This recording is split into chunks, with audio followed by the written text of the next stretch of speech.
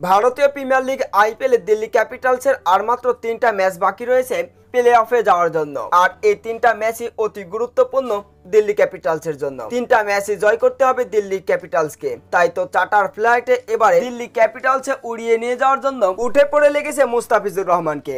Bangladesh cricket board BCB অবশ্য মুস্তাফিজুর রহমানকে 2 ম্যাচের জন্য এনওসি দিলে সেটাতেও সন্তুষ্ট হয়নি দিল্লি ক্যাপিটালস। মুস্তাফিজকে 3 ম্যাচের জন্যই লাগবে দিল্লি ক্যাপিটালসের। বেশ জোরাজোরি করছে দিল্লি ক্যাপিটালস। মুস্তাফিজকে নিয়ে একেবারে টানা হেসরা দিল্লি ক্যাপিটালস এবং বাংলাদেশ ক্রিকেট বোর্ডের। বাংলাদেশ ক্রিকেট বোর্ড অবশ্য তাদের পুরো আশা আরব আমিরাতের বিপক্ষে খেলবে মুস্তাফিজুর রহমান, কিন্তু দিল্লি ক্যাপিটালস উঠে পড়ে লেগেছে মুস্তাফিজকে দিতে হবে 3 ম্যাচের এনওসি।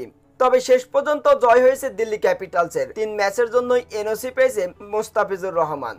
আর মুস্তাফিজুর রহমানের উপরে দিল্লি ক্যাপিটালসের এত আগ্রহ দেখানোর মূল কারণ হলো অস্ট্রেলিয়ান ক্রিকেটের বাঁহাতি এই ফাস্ট বোলার মিচেল স্টার্ক অবশ্য চলতি আইপিএলে দুর্দান্ত পারফরমেন্স করেছেন দিল্লি ক্যাপিটালসের হয়ে।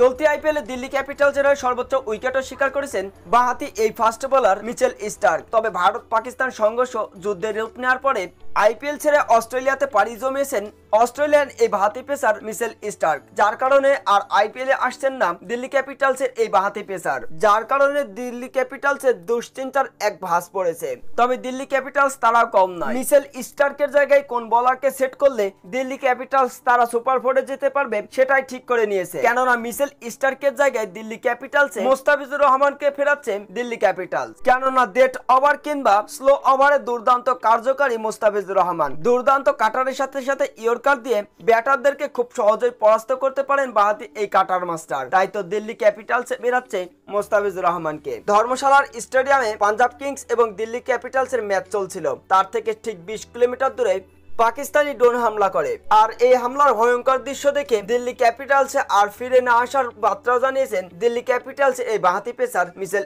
স্টার্ক। তাই তো চার্টার ফ্লাইটে করে এবারে মুস্তাফিজুর রহমানকে উড়িয়ে নিয়ে যাচ্ছে দিল্লি ক্যাপিটালস।